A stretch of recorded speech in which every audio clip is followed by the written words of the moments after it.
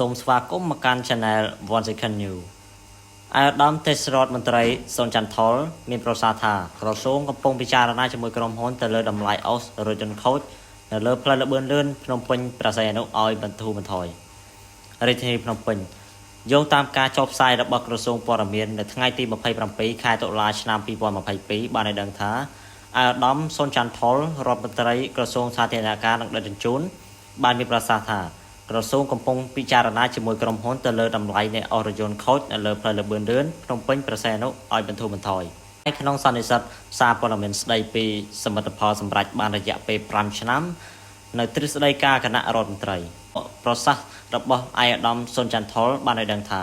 នៅពេលដែលឡានបែកកង់គឺយើងមានសិទ្ធិ30នាទីដើម្បីដូរកង់ឬជួសជុលវិញកន្លះម៉ោងយឺតជាងគេនឹងធ្វើឲ្យឡានអស់យកចេញ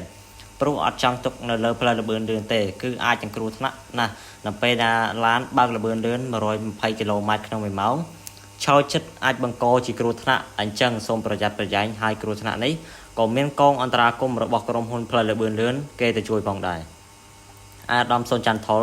បានបន្ថែមទៀតថា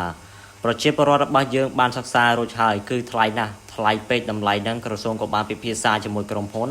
ឲ្យពិចារណាទៅលើតម្លៃអស់រយន្តខូចនៅលើផ្លូវល្បឿនលឿនដែលកំពុងពិចារណាប៉ុន្តែនៅភ្នំពេញគឺដូចគ្នានៅពេលដែលរយន្តខូចគឺបន្តិចជាង$100ដែរ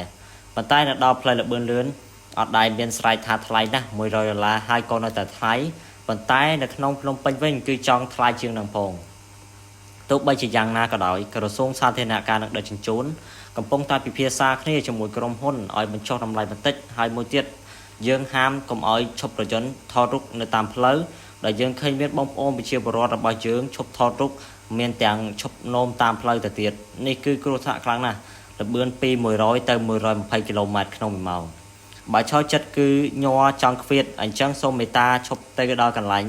rest area ដែលគេមាននៅខាងម្ខាង4កន្លែងទាំងសងខាងហើយយើងឈប់សម្រាកទៅលើរូបថតទៅនៅម្ដុំពេជ្រនិលគឺស្អាតណាស់យើងកុំឈរនៅតាមផ្លូវយ៉ាងហ្នឹងទៀតអាដាមអូនថុលសូមជម្រាបជូនថានៅផ្លូវល្បឿនលឿនគឺមជ្ឈមណ្ឌលរបស់ក្រុមហ៊ុនមានកាមេរ៉ាចាប់ទាំងអស់តាំងពីដើមទីរហូតដល់ចុងទីនៅពេលដែលរថយន្តខូចភ្លាមគឺគេបញ្ជូនឡានឲ្យទៅជួយភ្លាមគេជួយមើលរថយន្តរបស់យើងហើយម្ចាស់រថយន្តដែលខូចនេះគឺពួកគាត់មានរយៈពេល30នាទីដើម្បីជួសជុលរបស់ឡានពួកគាត់ប៉ុន្តែបន្ថែមពីលើទៅនេះទៅទៀតក្រសួងអប់រំកំពុងតែពិភាក្សាជាមួយក្រុមហ៊ុនជួយសម្រួលកាត់បន្ថយតម្លៃអស់រថយន្តទៅខូចនៅស្ថានីយ៍ដែលនៅជិតបំផុតនៅលើផ្លូវល្បឿនលឿននេះផងដែរព័ត៌មានទី2បាទអាជ្ញាធររាជធានីភ្នំពេញអនុវត្តយ៉ាងម៉ឺនម៉ាត់នៅក្នុងការបង្ក្រាបល្បែងស៊ីសងគ្រប់ប្រភេទនិងកងឈីបញ្ចាំខុសច្បាប់ជាលក្ខណៈទ្រង់ទ្រាយធំនៅក្នុងរាជធានីភ្នំពេញរាជធានីភ្នំពេញយោងតាមការចុះផ្សាយរបស់ក្រសួងព័ត៌មាននៅថ្ងៃទី27ខែតុលាឆ្នាំ2022បានឲ្យដឹងថាអាដាមខួងស្រេងគណៈអភិបាលនៃគណៈអភិបាលរាជធានីភ្នំពេញនៅរសៀលថ្ងៃទី26ខែតុលាឆ្នាំ2022នេះបានបើកកិច្ចប្រជុំពិភាក្សាការងារទៅលើការគ្រប់គ្រងអាជីវកម្មបញ្ចាំនិងទទួលប្រតិភោគដោយអនុប្រធាននៅក្នុងរាជធានីភ្នំពេញដើម្បីឲ្យកងឈីបញ្ចាំធ្វើអាជីវកម្មដោយស្របច្បាប់មិនបង្កបទល្មើសការពារផលប្រយោជន៍ជូនប្រជាពលរដ្ឋនិងរកចំណូលជនជាតិបានថែមទៀតផងកិច្ចប្រជុំពិភាក្សានេះបានធ្វើឡើងនៅសាលារាជធានីភ្នំពេញដោយមានការចូលរួមពីអគ្គនាយកនៃនាយកតកអាជីវកម្មអចលនវត្ថុនិងបញ្ចាំប្រធានសមាគមអ្នកទទួលបញ្ចាំនិងទទួលប្រតិភោគដោយអនុប្រធានកម្ពុជានិងគណៈប្រតិភូនាយកតកអាជីវកម្មអចលនវត្ថុនិងបញ្ចាំអាដាមខួងស្រីបានមានប្រសាសន៍លើកឡើងថាកិច្ចប្រជុំពិភាក្សានេះធ្វើឡើងដើម្បីស្វែងរកធាតុចូលមួយយកមកអនុវត្តឲ្យបានល្អតែអ្នកបើកអាជីវកម្មបញ្ចាំនិងអ្នកយកទ្រព្យទៅបញ្ចាំអាដាមបន្តថាជាទូទៅអាជ្ញាធរកម្លាំងមានសមត្ថកិច្ចត្រូវការពារផលប្រយោជន៍ស្របច្បាប់របស់ប្រជាពលរដ្ឋកងឈីបញ្ចាំដែលមិនមានច្បាប់បង្កបទល្មើសត្រូវតែមានទណ្ឌកម្មអាជ្ញាធររាជធានីភ្នំពេញមិនបានហាមឃាត់បងប្អូនប្រជាពលរដ្ឋនៅក្នុងការបើកអាជីវកម្មកងឈីបញ្ចាំនោះទេតែកងឈីបញ្ចាំនោះគឺត្រូវតែមានច្បាប់អនុញ្ញាតត្រឹមត្រូវអាដាមខួងស្រីបានបន្តទៀតថាកងឈីបញ្ចាំនេះមាន2គឺទី1កងឈីបញ្ចាំស្របច្បាប់វាបានបម្រើផលប្រយោជន៍ឲ្យប្រជាពលរដ្ឋខណៈពេលដែលប្រជាពលរដ្ឋមានបញ្ហាអ្វីមួយហើយយកទ្រព្យរបស់ពួកគាត់ទៅបញ្ចាំដើម្បីដោះស្រាយទី2កងឈីបញ្ចាំមិនស្របច្បាប់វាបានបង្កហានិភ័យសម្រាប់ប្រជាពលរដ្ឋដោយវាបានបង្កឲ្យមានបទល្មើសដូចឆក់ប្លន់ដូច្នេះការងារនេះយើងត្រូវតែរៀបចំឲ្យបានល្អដើម្បីបម្រើផលប្រយោជន៍ទាំងសងខាងពលគឺបាន ប្រយោជន៍ទាំងកងជីបញ្ចាំនិងអ្នកយកទ្រព្យទៅបញ្ចាំនិងរកចំណូលបានចូលរដ្ឋឋានទៀតផងជាក់ស្ដែងសម្រាប់ពេលនេះពលគឺក្រោយពីអាជ្ញាធររាជធានីភ្នំពេញអនុវត្តតាមបទបញ្ជាយ៉ាងម៉ឺងម៉ាត់របស់សម្ដេចតេជោហ៊ុនសែននាយករដ្ឋមន្ត្រីនៅក្នុងការបង្ក្រាបលបែងស៊ីសងគ្រប់ប្រភេទនិងកងជីបញ្ចាំខុសច្បាប់ជាទ្រង់ទ្រាយធំនៅក្នុងរាជធានីភ្នំពេញឃើញថាបទល្មើសលួចឆក់ប្លន់ធាក់យកម៉ូតូបានស្ងប់ស្ងាត់ដែលការងារនេះត្រូវតែបន្តអនុវត្តឲ្យបានកាន់តែល្អប្រសើរថែមទៀតផងបង្កើនព័ត៌មានទី3បាទយន្តហោះចម្បាំងរុស្ស៊ីមួយគ្រឿងបានធ្លាក់ចូលអគារលំនៅឋានរបស់ពលរដ្ឋនៅភូមិខាងកើតប្រទេសសេបេរីយន្តហោះចម្បាំងរុស្ស៊ីមួយគ្រឿងបានធ្លាក់ចូលទៅក្នុងអគារលំនៅឋានមួយកន្លែងក្នុងទីក្រុងអ៊ីក្រូស្ទីភូមិខាងកើតស៊ីបេរីដោយបានសម្លាប់អ្នកបើកបរយន្តហោះ2នាក់ទីភ្នាក់ងារសារព័ត៌មាន Reuters របស់រុស្ស៊ីបានរាយការណ៍ថាយន្តហោះចម្បាំង Sukhoi Su-30 បានធ្លាក់ក្នុងអំឡុងពេលហោះហើរសាកល្បងកាលពីថ្ងៃអាទិត្យដកស្រង់ពីក្រសួងស្ថានភាពគ្រាអាសន្នទីភ្នាក់ងារព័ត៌មានបាននិយាយថាមិនមានជនស៊ីវិលណាម្នាក់រងរបួសនោះទេគណៈកម្មការធិការស៊ើបអង្កេតរុស្ស៊ីបានបើកការស៊ើបអង្កេតលើឧបទ្ទវហេតុនេះគណៈវាគឺជាលើកទី2នៅក្នុងរយៈពេលតិចតួចជាមួយសប្តាហ៍ហើយអ្នករយន្តចម្បាំងមួយផ្សេងទៀតបានធ្លាក់ចូលទៅក្នុងតំបន់លំនៅឋានក្នុងប្រទេសរុស្ស៊ីកាលពីថ្ងៃទី17ខែតុលាយន្តហោះនោះទម្លាក់គ្រាប់បែក Sukhoi Su-34 ក្នុងបេសកកម្មហ្វឹកហ្វឺនបានធ្លាក់ចូលទៅក្នុងប្លុកផ្ទះល្បែងមួយនៅទីក្រុងកំពង់ផែយ៉ាអេសខេភាគខាងត្បូងនៃប្រទេសរុស្ស៊ីអ្នកស្រុកយ៉ាងតិច15នាក់ត្រូវបានស្លាប់រួមទាំងកុមារផងដែរ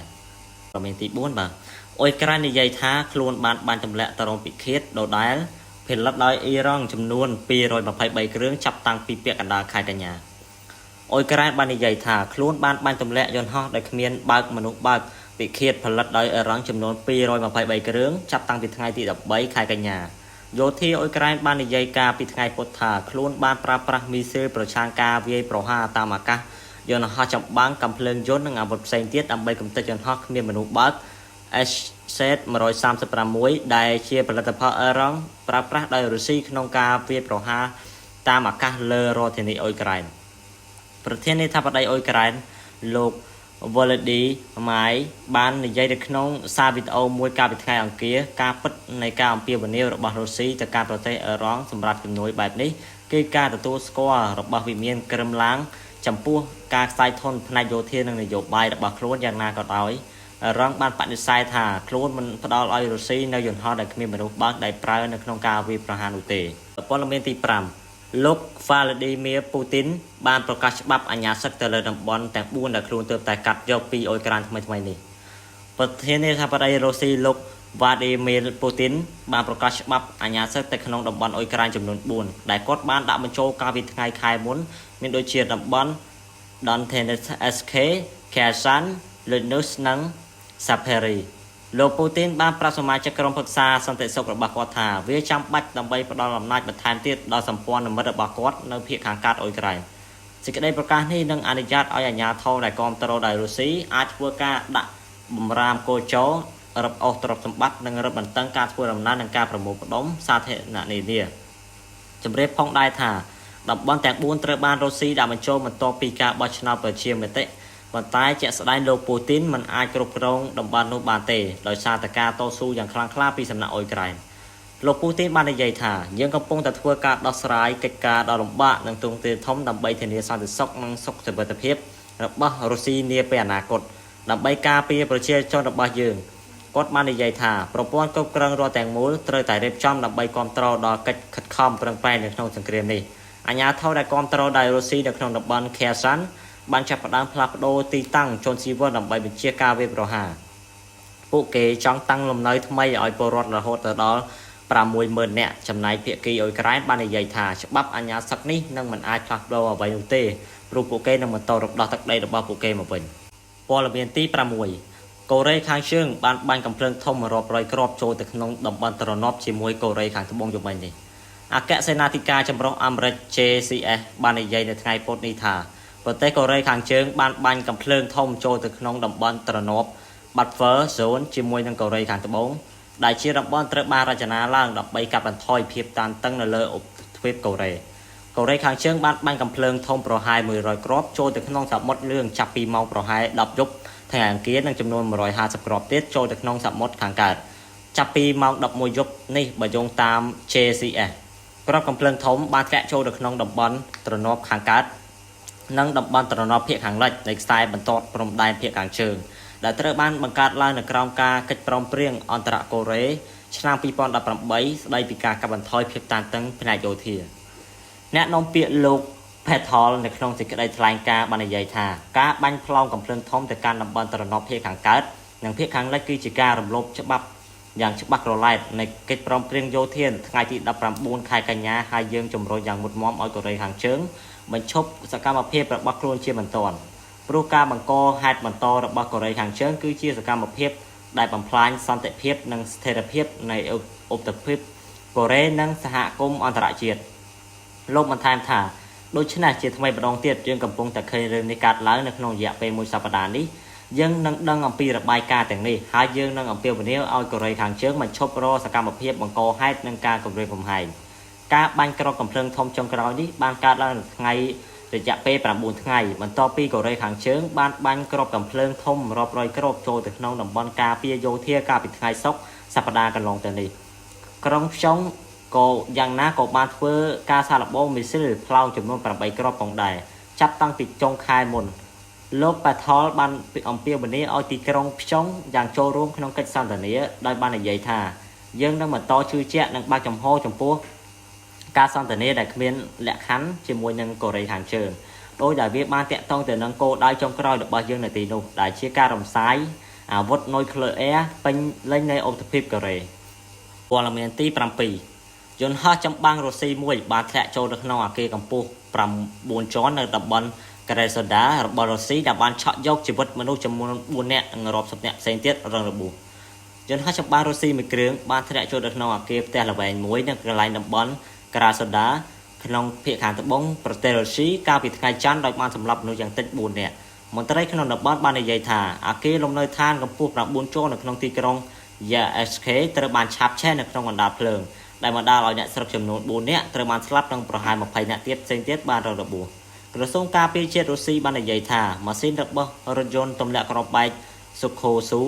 34បានឆេះហើយបានធ្លាក់ក្នុងអំឡុងពេលបេសកកម្មហ្វឹកហាត់នេះបើយោងតាមសម្ដីអ្នកបើកយន្តហោះដែលអ្នកបានចេញពីយន្តហោះគួរឲ្យដឹងផងដែរថា YSK គឺជាទីក្រុងកំពង់ផែមួយដែលនៅលើសមុទ្រ Azov ខណៈពីទីក្រុងMariupol របស់អ៊ុយក្រែនដែលគ្រប់គ្រងដោយរុស្ស៊ីមានទីតាំងនៅច្រាំងទល់មុខគ្នាការិយាល័យប្រធានាធិបតីរុស្ស៊ីបាននិយាយថាប្រធានាធិបតីលោក Vladimir Putin បានណែនាំដល់រដ្ឋមន្ត្រីរបស់គាត់ឲ្យហោះហើរទៅកាន់ទីកន្លែងដែលគ្រោះថ្នាក់នោះដើម្បីផ្ដល់ជំនួយចាំបាច់ដល់ជនរងគ្រោះឥឡូវនេះគណៈកម្មការធិការស៊ើបអង្កេតរុស្ស៊ីកំពុងតែពិនិត្យមើលឧបទ្ទវហេតុនេះព័ត៌មានទី8កូរ៉េខាងជើងបាននិយាយថាខ្លួនបានបាញ់សាកល្បងមីស៊ីលរយៈចម្ងាយខ្លួនចំនួន2គ្រាប់កាលពីម្សិលមិញកូរ៉េខាងជើងបានបាញ់សាកល្បងមីស៊ីលប្រយុទ្ធរយៈពេលចម្ងាយឆ្ងាយមួយគូដែលធ្វើឲ្យអ្នកមេដឹកនាំគីមចុងអ៊ុនទទួលបាននៃជោគជ័យមួយទៀតលើសមត្ថភាពវាយប្រហារនុយក្លេអ៊ែរយុទ្ធសាស្ត្ររបស់ប្រទេសនេះប្រព័ន្ធផ្សព្វផ្សាយ KCNA បានរាយការណ៍នៅព្រឹកថ្ងៃប្រហ័សថាការធ្វើតេស្តនេះបានធ្វើឡើងកាលពីថ្ងៃពុធដែលមានគោលបំណងបង្កើនប្រសិទ្ធភាពប្រយុទ្ធនិងអានុភាពនៃមីស៊ីលឆ្លងទ្វីបដែលត្រូវបានបញ្ជូនទៅកាន់កងទ័ពប្រជាកូរ៉េសម្រាប់ប្រតិបត្តិការអាវុធនុយក្លេអ៊ែរមីស៊ីលបានហោះទៅលើសមុទ្រលឿងនៅក្នុងរយៈពេល2ទៅ3ម៉ោង50នាទីនិង34វិនាទីតាមកន្លងរាងពងក្រពើនិងរាងលេខ8ហើយបានវាយប្រហារគោលដៅរបស់ពួកគេនៅចម្ងាយ2000គីឡូម៉ែត្រខ្លួននិយាយថាគ្រូមីស៊ីលទាំងពីរនេះត្រូវបានបញ្ជូនទៅកាន់អង្គភាពប្រតិបត្តិការនុយក្លេអ៊ែរយុទ្ធសាស្ត្រដែលជាផ្នែកមួយនៃយុទ្ធសាស្ត្រយោធារបស់កូរ៉េខាងជើងលោកគីមចុងអ៊ុនបាននិយាយថាប្រទេសរបស់លោកនឹងបន្តពង្រីកប្រតិបត្តិការនៃកងកម្លាំងប្រដាប់អាវុធយុទ្ធសាស្ត្រនុយក្លេអ៊ែររបស់ខ្លួនដើម្បីដោះស្រាយយ៉ាងម៉ឺងម៉ាត់នៅរាល់វិបត្តិយោធានិងសង្គ្រាមនៅពេលណាមួយហើយនឹងទទួលយកគំនិតផ្ដួចផ្ដើមទាំងស្រុងព័ត៌មានទី10រដ្ឋមន្ត្រីក្រសួងសាធារណការបន្តស្នើឲ្យក្រុមហ៊ុនពន្លឿនការស្ថាបនាផ្លូវជាតិលេខ2និងលេខ22ឲ្យបានឆាប់រួចរាល់រាជធានីភ្នំពេញយោងតាមការចុះផ្សាយរបស់ក្រសួងព័ត៌មាននៅថ្ងៃទី27ខែតុលាឆ្នាំ2022បានឲ្យដឹងថារដ្ឋមន្ត្រីក្រសួងសាធារណការនិងដឹកជញ្ជូនបន្តស្នើឲ្យក្រុមហ៊ុនពន្លឿនការសាងសង់ផ្លូវជាតិលេខ2និងលេខ22ឲ្យបានឆាប់រួចរាល់ដើម្បីជួយកើតដល់ការធ្វើដំណើររបស់ប្រជាពលរដ្ឋកាន់តែមានភាពងាយស្រួលនិងមានសុវត្ថិភាព អាដាមសុនចន្ទថុលទេសរដ្ឋមន្ត្រីក្រសួងសាធារណការនិងដឹកជញ្ជូនបានមានប្រសាសន៍ថាដោយការសង្កេតឃើញពីការយឺតយ៉ាវនៅក្នុងការសាងសង់ផ្លូវជាតិលេខ2និងលេខ22ទៅថ្មីនេះក្រសួងបានជួបនឹងគណៈប្រតិភូនៃសាធារណរដ្ឋកូរ៉េនិងភាគីពាក់ព័ន្ធដើម្បីដោះស្រាយបញ្ហានិងពន្លឿនការអនុវត្តគម្រោងលើកកម្ពស់ផ្លូវជាតិលេខ2និងលេខ22ឲ្យបានសម្រេចតាមគោលដៅដែលបានគ្រោងទុកថ្លែងនៅក្នុងសន្និសីទសារព័ត៌មានស្ដីអំពីសមិទ្ធផលសម្រាប់បានរយៈពេល5ឆ្នាំកន្លងមករបស់ក្រសួងសាធារណការនិងដឹកជញ្ជូននៅព្រឹកថ្ងៃទី27ខែតុលានាទីទ្រឹស្ដីការគណៈរដ្ឋមន្ត្រីឯកឧត្តមទេសរដ្ឋមន្ត្រីបានបន្តថាការសាងសង់ផ្លូវជាតិលេខ22និងលេខ22បើគិតតាមការគ្រោងទុកនេះផ្លូវនេះគឺត្រូវធ្វើនៅថ្ងៃទី15ខែមេសាឆ្នាំ2022ប៉ុន្តែដោយសារតែមានបញ្ហាមួយចំនួនដូចជាក្រុមហ៊ុនសាងសង់មិនមានគ្រឿងចក្រនិងកម្លាំងពលកម្មគ្រប់គ្រាន់ហើយក៏មានចំណុចខ្លះសង់ខ្វះគុណភាពផងនោះទៅក្រុមហ៊ុនមកការសង់ផ្លូវនេះសូមបញ្ជាពេលដល់ថ្ងៃទី15ខែសីហាឆ្នាំ2022វិញប៉ុន្តែរហូតមកដល់ថ្ងៃទី27ខែតុលាឆ្នាំ2022ការសាងសង់នៅតែមិនទាន់ចប់រួចរាល់តាមផែនការដែលបានសន្យាទៅក្រសួងបានជួបពិភាក្សាជាមួយនឹងភាគីពាក់ព័ន្ធដើម្បីដោះស្រាយបញ្ហានេះបន្ថែមទៀតយើងខ្ញុំបានចុះទៅត្រួតពិនិត្យច្រើនលើកច្រើនសារបានណែនាំឲ្យក្រុមហ៊ុនសាងសង់ផ្លូវធ្វើផ្លូវនេះតាមលក្ខណៈបច្ចេកទេសដោយប្រើសម្ភារៈឲ្យបានត្រឹមត្រូវប្រើគ្រឿងចក្រឲ្យបានត្រឹមត្រូវប៉ុន្តែនៅតែមិនទាន់ទទួលបានគុណភាពមួយចំនួនដែលយើងអាចទទួលបានដូច្នេះនៅថ្ងៃទី6ខែតុលាកន្លងទៅនេះខ្ញុំបានជួបជាមួយនឹងឯកឧត្តមឯករដ្ឋទូតរបស់ប្រទេសកូរ៉េនិងអ្នកពាក់ព័ន្ធដើម្បីលើកអំពីបញ្ហាដែលមាននៅលើផ្លូវនេះនិងនីតិរដ្ឋវិធីដោះស្រាយសាងសង់ផ្លូវនេះទៅតាមស្តង់ដារឲ្យបានរឹងមាំឯកឧត្តមក៏បានផ្ដល់អនុសាសន៍ដល់ក្រុមហ៊ុនម៉ៅការសំណង់ត្រូវបន្តអនុវត្តដោះស្រាយបញ្ហាប្រឈមដែលកើតឡើងដោយស្មារតីទទួលខុសត្រូវខ្ពស់និងមិនបណ្ដោយឲ្យប្រឈមបញ្ហាទាំងអស់ដែលធ្វើឲ្យជះផលប៉ះពាល់ដល់ការអនុវត្តគម្រោងការងារដែលជាកត្តាអវិជ្ជមានដែលធ្វើឲ្យប៉ះពាល់ដល់ការធ្វើដំណើរការរស់នៅនិងការប្រកបអាជីវកម្មរបស់ពលរដ្ឋនៅតាមដងផ្លូវនោះសូមបញ្ជាក់ផងដែរថាគម្រោងដែលធ្វើឲ្យប្រសើរឡើងវិញកំណត់ផ្លូវជាតិលេខ2និងផ្លូវជាតិលេខ22បានប្រកាសបើកការឋានសង់កាលពីថ្ងៃទី11ខែកុម្ភៈឆ្នាំ2020ផ្លូវជាតិលេខ2ដែលមានប្រវែងសរុបជាង62គីឡូម៉ែត្រគិតចាប់ពីរង្វង់មូតាខ្មៅរហូតដល់រង្វង់មូដូនកែវខេត្តតាកែវគណៈពេលផ្លូវជាតិលេខ22មានប្រវែងសរុបជាង9គីឡូម៉ែត្រចាប់គិតពីរង្វង់មូក្រុងដូនកែវរហូតដល់អង្គរសោមផ្លូវជាតិលេខ3គម្រោងសាងសង់ស្ថាបនាផ្លូវជាតិដ៏សំខាន់នេះក្រុងចំណាយថវិកាសាងសង់សរុបប្រមាណជាង$56លានដែលជាហិរញ្ញប្បទានពីរដ្ឋាភិបាលសាធារណរដ្ឋកូរ៉េរួមជាមួយនឹងថវិកាបដិភាគរបស់រាជរដ្ឋាភិបាលកម្ពុជា